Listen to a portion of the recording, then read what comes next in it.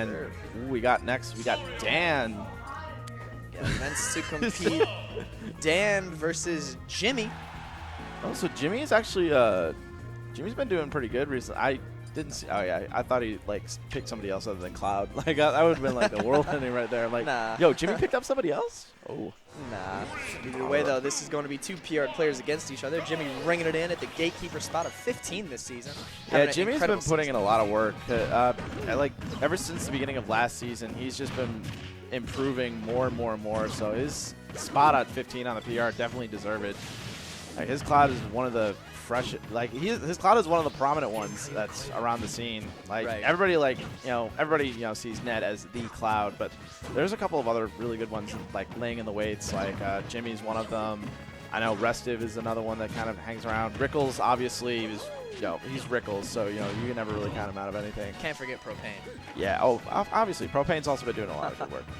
But Dan, he's kind of on the path right now. Like a lot of these Midwest players that I think he's not. Is he going out to Midwest Mayhem Saga this weekend? Every single E2C person. Oh, okay. So he's going to be out repping the. Okay, so I mean, this is definitely the week that you need to get in that practice because it's going to be a big weekend this weekend. Oh man, it's going to be a big weekend and a bigger F smash. That's feeling the hurt right there. Yeah, fire palms. And that's one thing that's really tough. If you get behind when Dan's like pouring on the pressure like this and just doing whatever he wants, there's not a whole lot stopping him. Yeah. Right now wow, there. It looked like Dan just had his number. Yeah. And he had a little bit of trouble landing there, but now he's got backstage control. Kind of hanging on the taxi platform. Jimmy's just trying to get... Oh, that is some shield pressure right there. That is just one of those situations where it's just like, okay, all I got to do is hold shield, but I don't know. Like that looked like it was just a really scary situation to be in. Like, what else could you do? Right. And actually, how Jimmy just jumped up on him when the taxi platform came back to the right side and Jimmy chased him because he knew he had that shield pressure on. I actually don't know how much I agree with that. Just the over-aggression of it. Just, I know your shield's low. I need to hit. Yeah, there's moments where, that was really smart. Oh, yes, it was. Yeah, you saw that he was coming back and just covered the air dodge option.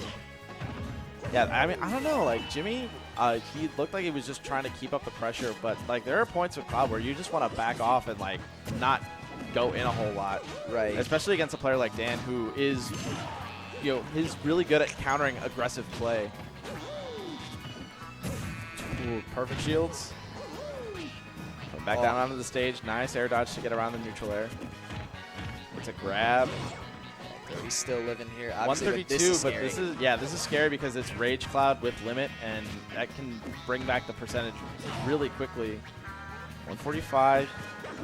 All Dan really needs to do is just kind of keep center stage on lock, and as long as it just does not let Jimmy get back onto the stage. He's gonna make it back. Yeah.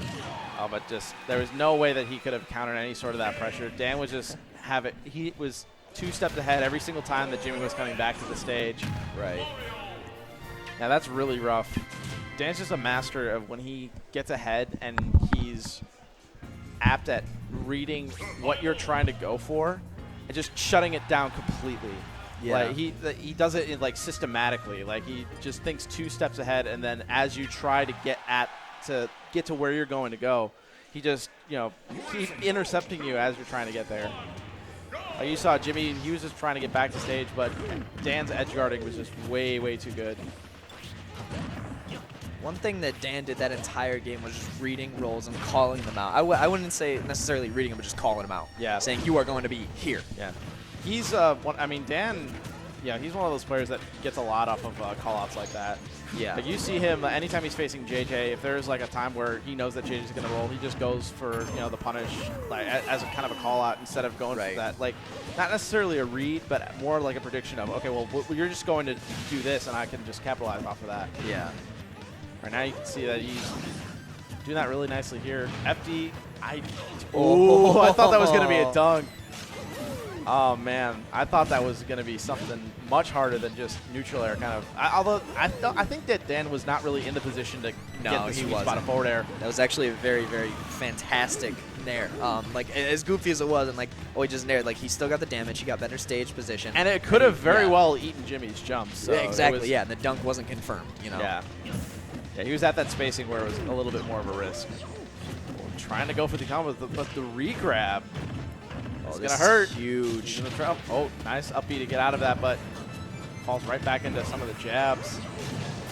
See, and that's really the trouble with facing a good Mario like Dan is you think that you're out of a string, but then all of a sudden you fall back into Mario's grab, and then it's the same thing over and over again. You get, all of a sudden you're taking more and more damage, even though you thought you escaped that first combo. Right. And Jimmy, he's really not keeping his space and not respecting Dan's bubble.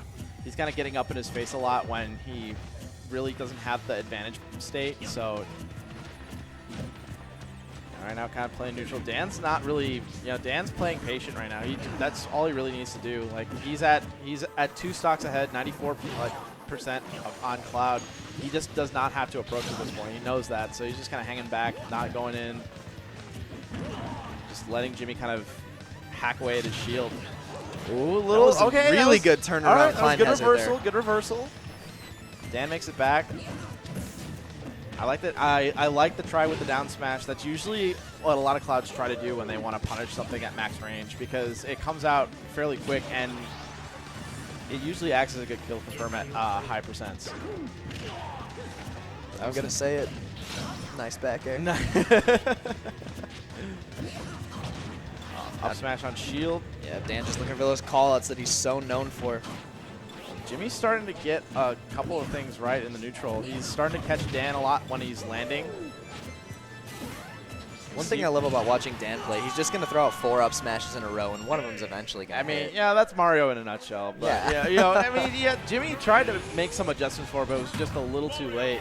Right. I mean, you could see him shaking his head a little bit. Like he was trying to get for some of the aerial pressure, but that's one thing that a lot of people kind of neglect when they're going up against Mario. It's like, okay, well, I just need to get this. I just need to get some of his, ground moves under check. Right. So I'll just try jump-ins. But then you realize, wait, it's Mario, and you're at kill percent. He's going to stuff everything I'm doing here. Going to keep up smashing until it works. Yep.